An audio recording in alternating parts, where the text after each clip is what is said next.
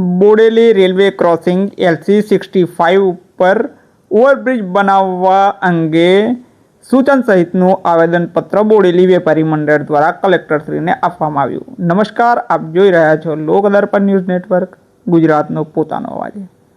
અલીપુરાથી ઢોકલિયા સુધીના મુખ્ય માર્ગ પર આવેલ રેલવે ક્રોસિંગ LC65 ઉપર બ્રિજ બનાવવાની કામગીરી ટૂંક સમયમાં શરૂ થવાની તૈયારીમાં છે.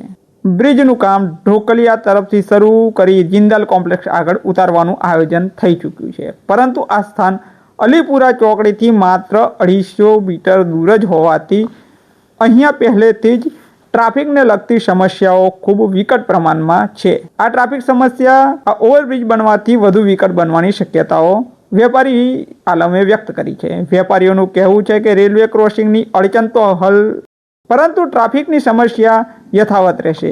તેથી અલીપુરા ચોકડી પરથી નર્મદા કેનાલ સુધી સીધો ઓવરબ્રિજ અથવા પાવાગઢની માફક બાયપાસ રોડ બનાવવામાં આવે તો જ બોડેલીનો ટ્રાફિકનો પ્રશ્ન કાયમીપણે દૂર થઈ શકે તેવું થઈ શકે છે.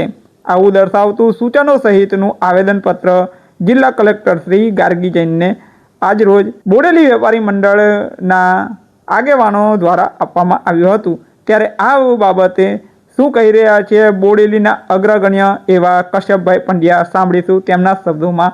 જોતા રહો લોકદર્પણ ન્યૂઝ નેટવર્ક, ગુજરાતનો પોતાનો અવાજ. રેલવે ક્રોસિંગ 65 નંબર પર જે ઓવરબ્રિજ બનવા જઈ રહ્યો છે એ ખરેખર એક વિઝન વગરનો ઓવરબ્રિજ બનવા જઈ રહ્યો છે. ખરેખર એ ઓવરબ્રિજ જ્યાં આગળ પૂરો થાય છે ત્યાંથી 270 જ મીટર અલીપુરા 4 રસ્તા છે. આ જે બ્રિજ બનવાનો ફક્ત રેલવે ક્રોસ કરવા માટે જ બનવાનો છે, પણ પછી ટ્રાફિક જામ થવાનો છે અલીપુરા 4 રસ્તા પર. તો આ ઓવરબ્રિજ થોડો લંબાઈને અલીપુરા 4 રસ્તા ઉપરથી લઈ તાલુકા સેવા સદન સુધી ઉતારી દેવામાં આવે તો એક મિની બાયપાસ મળે અને અલીપુરા 4 રસ્તે કાયમ માટેનું જે ટ્રાફિક જામની સમસ્યા છે એ ટ્રાફિક જામની સમસ્યા ક્યારેય ના રહે, કાયમની એ સમસ્યા દૂર થઈ જાય.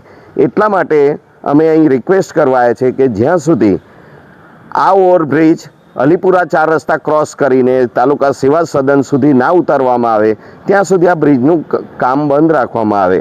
અથવા બીજો વિકલ્પ અમે એ આપ્યો છે કે એનો સંપૂર્ણ એક બાયપાસ બની જાય પહેલાં, અને એ બાયપાસ પરથી જ બધા ભારવાહનો, નાના વ્હીકલો જઈ શકે.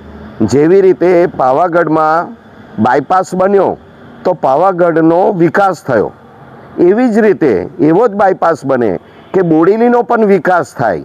અને બાયપાસ બને અને પછી જો ઓવરબ્રિજ બને તો બહુ સારું એક વિઝનવાળું પગલું કહેવાય.